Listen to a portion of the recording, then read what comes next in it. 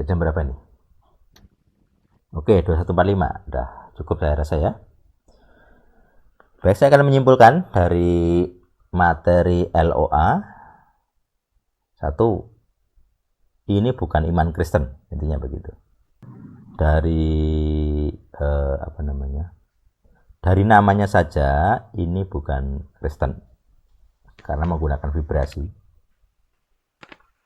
Terus dari namanya saja, dari buku-buku yang dipakai, dari konsep-konsep yang dianut, bukan Kristen. Karena tidak ada sosok Yehuwahnya, tidak. Di mana Yehuwahnya? Tidak ada. Sosok Tuhannya tidak ada. Karena bisa dipakai semua agama. Itu satu ya. Jadi bukan Kristen. Jadi kalau ada orang Kristen yang menganggap ini hukumnya Yahweh, dia pendusta, dia penyesat, ya intinya dia berdosa lah, berdusta. Kalau dia ngomong ini hukum Kristen, tidak ada. Yang kedua, kita bisa bedakan dari motivasi.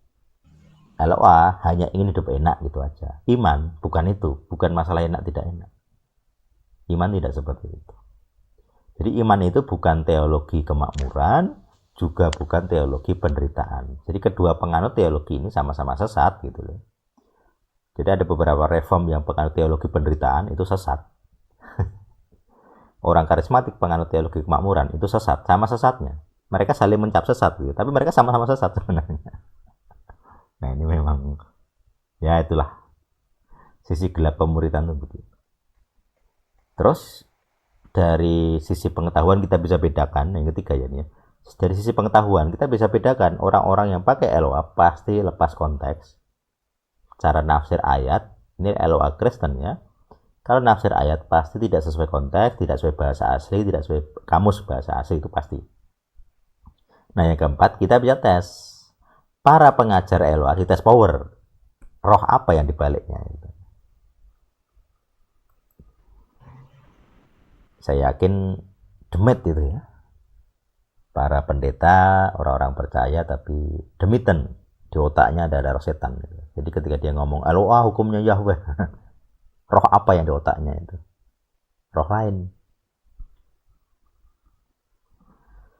Ya demikian pelajaran kita tentang LOA. Ini memang agak berat karena konsepnya memang agak-agak filosofis ya, namanya ini filosofi. Karena Tuhan akan mencegah supaya sombongmu itu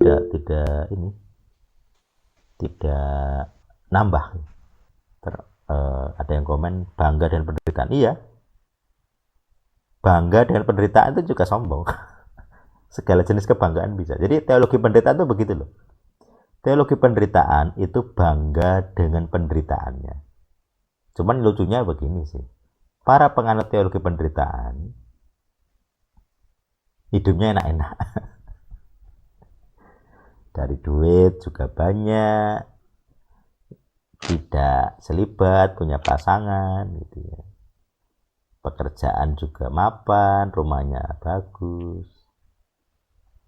Jadi itu penderitaan yang dibuat-buat. Beda dengan penderitaan yang original, memang rantai dead gitu ya.